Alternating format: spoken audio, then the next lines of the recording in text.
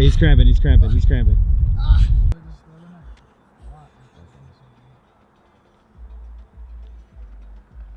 We're out here in the streets, baby. About to put that road work in. Touch the pavement, touch the road, you see me? If you want to stay top G, you have to put in top work. So today we have 2. Monday we have 6. Wednesday we have 4. And today we have 2. Quick work, easy work, slight work.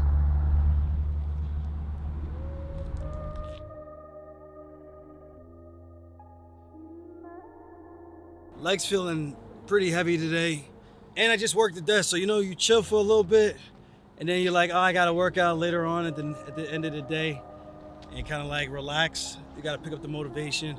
So I'm a little exhausted, but we're gonna get this work in still. At the end of the day, it's only 2, right? Can't hurt.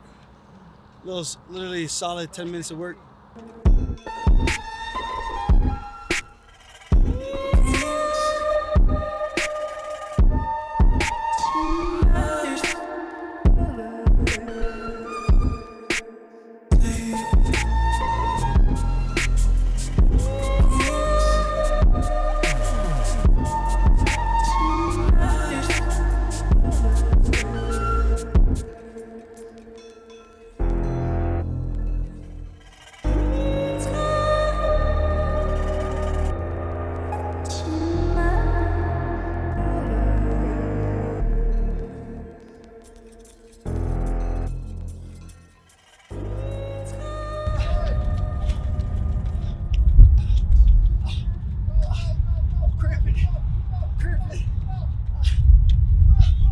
Hey, he's cramping, he's cramping, he's cramping.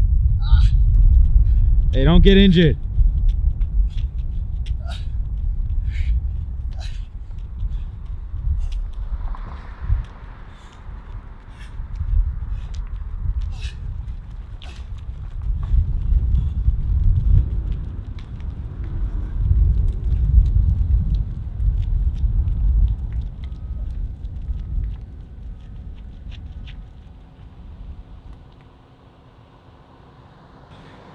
I cramped at like the very end. Well, not the very end, probably like 20 seconds out, 30 seconds out maybe. I hobbled my way across the finish line like a wounded gazelle. We got it done though.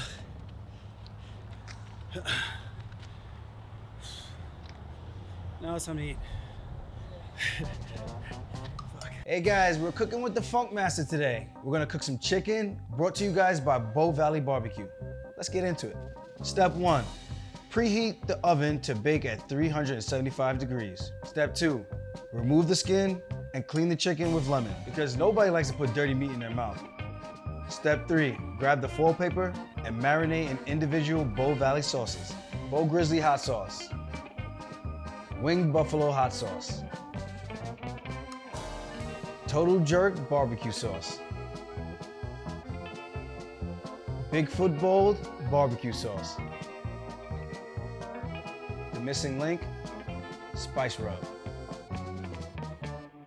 Step 4, place the foil paper into the tray and then pop it into the oven for 30 minutes and make sure you enclose the foil paper opening to keep the juices inside. Step 5, flip the chicken at 30 minutes and bake it another 30 minutes so that you can get a nice even cooking. Step 6, for me, I like to cook it for another additional 30 minutes, but I like to raise the temperature 400 degrees so it gets that outside layer nice and crispy, and make sure you open up that foil paper. S&C.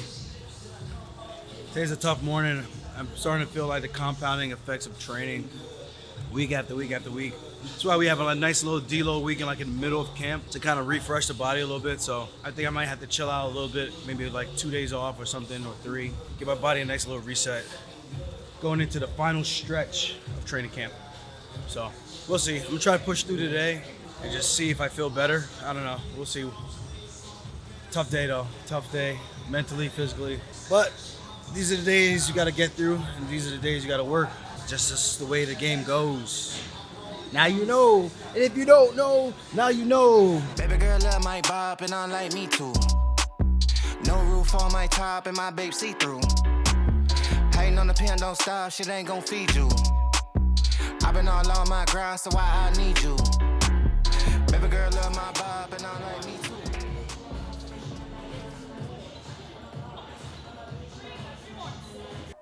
Okay, here we go. We're watching one of the rounds. Okay, I got back control on Dennis. I'm trying to get one of my arms underneath his neck, the choking arm, which is the left hand. Dennis is doing a good job of kind of answering the telephone and blocking. He steps over with his right leg to try to create like a slanted ramp for me to fall off of with the body triangle. He tries to untangle the body triangle by doing so. Now I switch my grips. I take him to the far side. Now I'm attacking the choke with my right arm. Dennis is doing a good job trying to get a 2-on-1, but I block the arm. And from here, I'm still trying to maintain control. Now I switch, which we call swimming. My head position is a little high. It's gonna be hard for me to get a choke in this position, but if I do lose the position, I could come up to mount, which is always good. I got the body triangle still on the bottom side as Dennis tries to untangle. I cross face, try to flatten him out. I show a punch, I show some elbows, because if this was a fight, which is what I'm preparing for, I gotta visualize these sequences. Dennis rolls, because obviously he knows if it was a fight, it would be doing big damage. I try to defend again. Now I'm attacking the left arm of Dennis, going for a Komodo lock, or we call it a key lock. I got the figure 4 on still.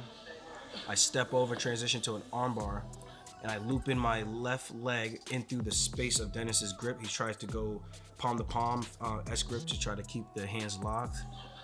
I rotate over, my right leg is behind his neck, short time.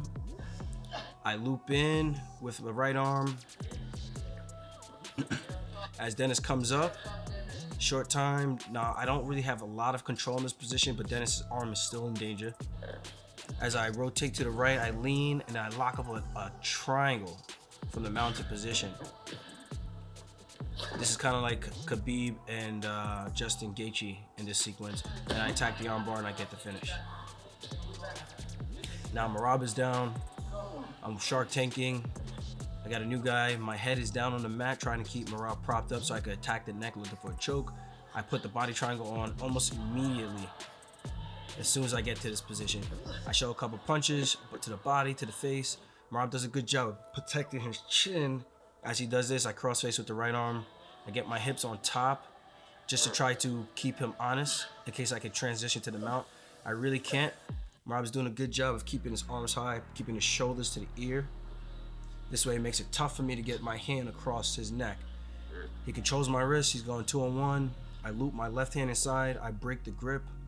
He's going back to the 2-on-1 again. I still have the body triangle on. He's not really addressing the body triangle. I cross face as he tries to address the body triangle.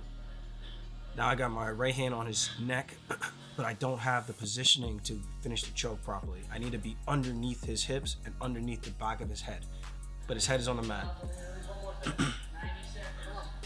About 90 seconds, the guys are telling me to try to attack one more finish.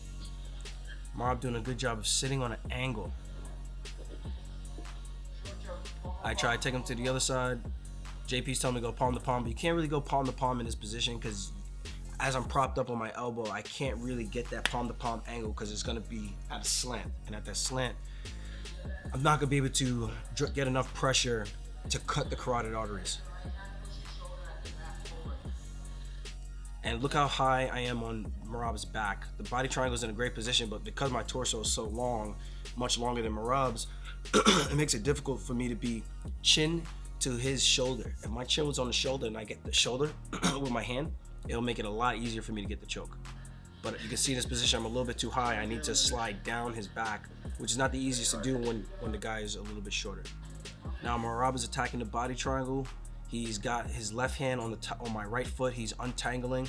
As he does this, I take my right arm and I slide it through, and I keep the head and arm control, looking for a head and arm choke. And I start to hip forward, keep my hips on top. Now I'm on top, full mount, with the arm still intact. So I managed to keep a tight grip as I went all the way through. I'm still pressuring, head on the mat, forehead to the mat, keeping Merab's arm up. And as I do this, I prop his head up with my arm, with my head, and I used to push his elbow into his own face. and I tried to sink my right arm deeper for that head and arm choke. Now I step off of it. I can't get the choke. Marab's doing a good job of answering the phone. Well, not really answering the phone, but he's doing a good job of keeping a high elbow so I don't get too much of the pressure from here. He's doing a good job of here, so now there's a little bit more space for him to kind of hang out till my arms burn out. So I notice this as I go down and I press. I realize I'm squeezing, nothing's happening. Marab bridges. I go, okay, I need to adjust. I know where I need to make the pressure adjustment. So you're gonna see me go to a rear naked choke position. I go knee on belly to try to settle him, keep his hips down. And as he does this, I lift his head and keeping the arm pressure with my head. And then I shift my arm all the way through. And then I go to a rear naked choke position instead. Now from here, I drive up. I put a lot more pressure. Now the only thing about this choke, which people don't know, this choke actually chokes the person as well, or maybe it's just me, but I get choked as I'm choking the partner, so I gotta be very careful on how hard I'm squeezing, because I can actually put myself out. It's very freaky. And then Marab taps, I get the tap at the very end. Literally with like 5 seconds or 10 seconds left. Shaking the arms out, because I sold out on that choke. So, yeah, even though you train for these positions, I do try to tell people that you can sell out in training as much as you want. There's no consequences. But in the fight, if you sell out for it and you don't get it, and the best example I could give is like a Chimaev and a Kevin Holland. He sold out on those chokes, and it does make you question, because obviously he's human. He's not a robot. He's a machine. He's an animal. Yes, okay. But every human eventually gets tired after squeezing and selling out on positions, and that's just from my perspective. I don't know if he actually did sell out, but just from the way that it looked when watching him fight Kevin Holland and attacking those submissions. So I do wonder if Kevin was able to survive. Obviously he didn't, so it doesn't matter, but it does make you question, like, if he did survive, how much conditioning would he have had left in his arms to continue on that pace for the next few rounds? That's the only thing that would have been really, really interesting to see. But obviously, Chimaev is such a beast. If he gets a squeeze on you, the odds of you getting out are slim to none, which we saw with Kevin Holland. So, and Kevin Holland's a black belt, so that says a lot.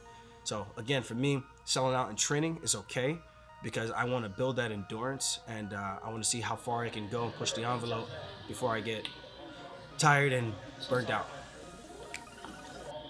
That's it. And that's the round. It's time to go train.